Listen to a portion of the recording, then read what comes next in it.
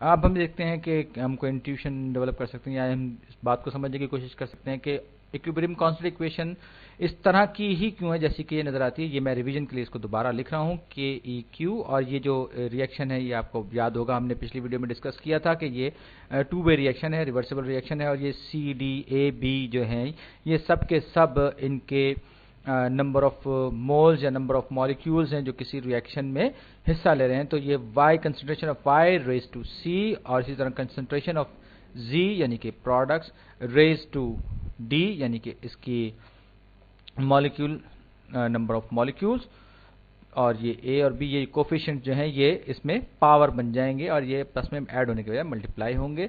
इसी तरह concentration of v raise to a और concentration of x raise to b। तो ये बड़ी सादा आसान सी साफ सुथरी सी इक्वेशन है।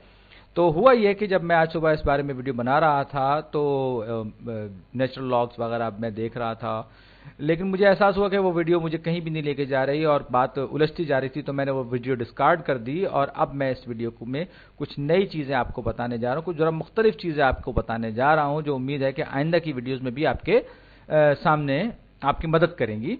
तो कोई रिएक्शन क्यों होता है, या यूं कहिए कि जो इक्विलिब्रियम स्टेट होती है किसी भी रिएक्शन की वो क्या होती है या उस दौरान क्या हो रहा होता है, तो हम ये कहेंगे जब इक्विलिब्रियम स्टेट आएगी कि रेट जिसमें कि A V plus B x ये आपस में रिएक्ट करेंगे और वाई जी बनाएंगे, जबकि वाई के सी मॉलिक्यूल्स होंगे और जेड के डी मॉलिक्यूल्स होंगे। ये कोफिशिएंट्स मैं लिखना भूल गया था, खैर। और ये रिएक्शन जो है इसका रेट बराबर होगा सी वाई प्लस डी जेड, जो कि तब्दील हो रहा होगा A B plus B x में। तो ये वो सिचुएशन है जिसको हम कहते हैं इक्विलिब्रियम सिचुएशन या इक्विलिब्रियम कंडीशन, कि जब आपके प्रोडक्ट्स जितने बन रहे होंगे रिएक्टेंट्स से उतने ही प्रोडक्ट्स से आपको रिएक्टेंट्स मिल रहे होंगे। लेकिन इसका मतलब ये नहीं है कि हमारे पास दोनों चीजों की मिकदार बराबर होगी, क्योंकि हम यहां पर बात कर रहे हैं रिएक्शन की, रेट ऑफ रिएक्शन की, कि जितनी तेजी से फॉरवर्ड रिएक्शन हो रहा होगा उतनी तेजी से या उतनी स्लोली बैकवर्ड रिएक्शन होगा। तो अब ये जो रेट्स हैं इनको हम किस तरह से ड्राइव करेंगे और इसका ताल्लुक क्या है। तो ये मेरे पास A है और ये AV है।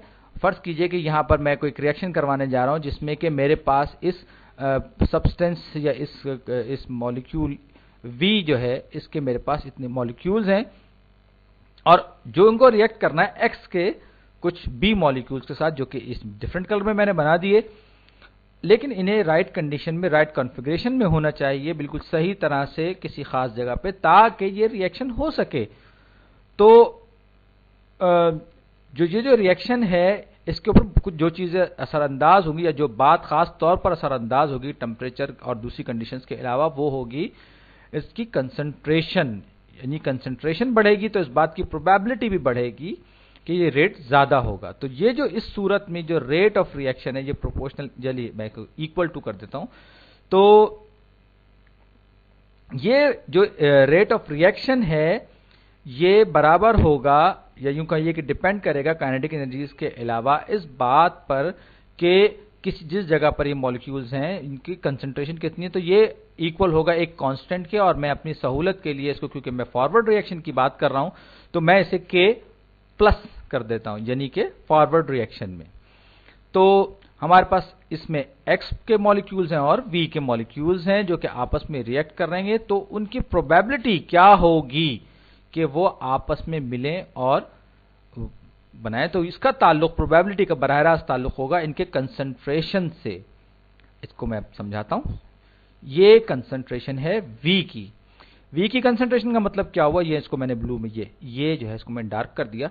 तो V की कंसंट्रेशन का मतलब हमने याद होगा हमने मोलैरिटी की बात की थी जो मोल्स पर लीटर होती है, यानी कि किसी भी वॉल्यूम में इसके कितने, आपको याद होगा मोल्स बजाते खुद जो है वो नंबर ऑफ मॉलिक्यूल्स को जाहिर करता है। तो मोल्स पर लीटर का मतलब यह हुआ कि इसके V के किसी पर्टिकुलर वॉल्यूम में कितने मोल्स होंगे, या उसका यूं, और उस पर ये डिपेंड करेगी ये इसका रिएक्शन।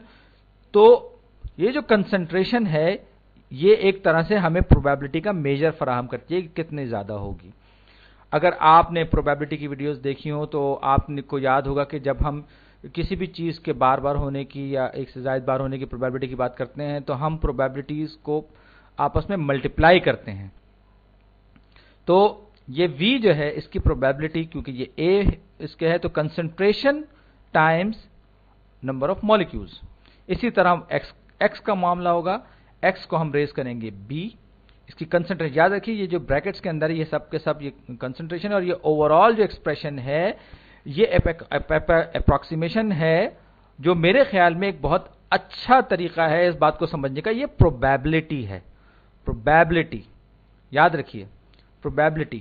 تو ریٹ آف ریئیکشن جو ہے جو کہ فارورڈ ڈائریکشن یا کسی بھی ڈائریکشن میں ہوگا وہ k ٹائمز پروبیبلٹی آف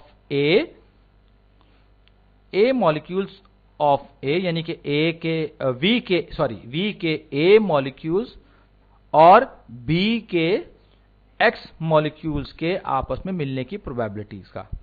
تو یہ جو ایکویشن ہے یہ اصل میں اسی طرح سے ڈرائیو کی گئی ہے یا اسی طرح سے ہم نے اس پورشن کو ڈرائیو کیا ہے. اور کیونکہ مولیرٹی زیادہ ہونے کی صورت میں اس بات کا چانس یا اس بات کی پروبیبلٹی زیادہ ہوگی کہ یہ آپس میں ملیں اور ریئیکشن کریں، تو اس کا اور یہ چیز جو ہے یہ کنسنٹریشن ہی وہ واحد میجر ہے جو ہمیں یہ بتاتا ہے کہ پروبیبلٹی کیسے بڑھے گی یا پروبیبلٹی کتنے زیادہ ہوگی. تو اسی طرح اب ہم V پہ آتے ہیں کہ پروبیبلٹی V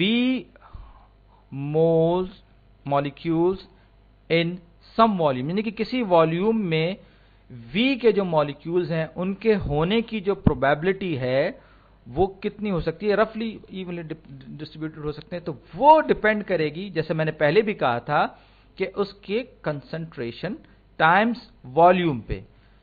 یعنی کہ اگر والیوم کم ہوگا اور اس کے مول زیادہ ہوں گے تو وہ زیادہ پروبیبلٹی ہوگی. اسی طرح پروبیبلٹی آف A، یعنی کہ ویز کے A ویز، یعنی کہ V کے A مالیکیولز کی تعداد کسی بھی جگہ پر ہونے کی پروبیبلٹی کتنی ہوگی، تو وہ ڈیپینڈ کرے گی یا وہ اس کے برابر ایکول ہوگی.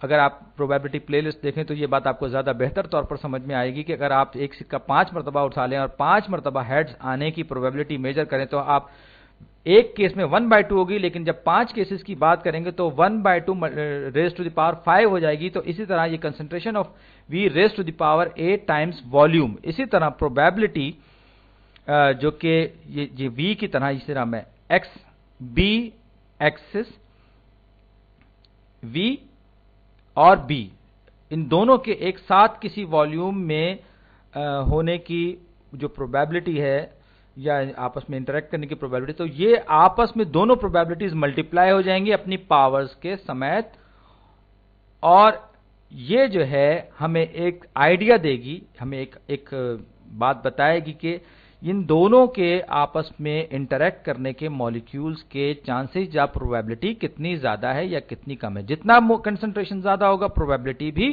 اتنی ہی زیادہ ہوگی، کیونکہ ظاہری بات ہے کہ یہ پروپورشنل میجر ہوگا ہمارے لیے اور یہ زیادہ چانسز ہمیں پرووائڈ کرے گی پروبیبلٹی.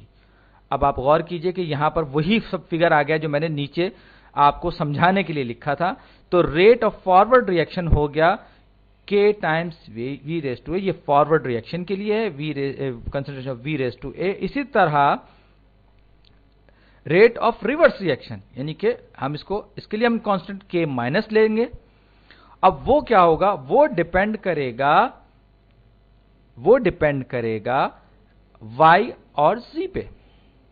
صحیح، کیونکہ یہاں پر ریورس ریئیکشن میں Y اور Z وہی کام کر رہے ہیں جو کہ فارورڈ ریئیکشن میں V اور X کر رہے تھے. تو یہاں پر ہم Y ریزڈ ٹو C، کیونکہ اس کے نمبر آف مالیکیولز C ہیں، اور concentration of Z raised to D.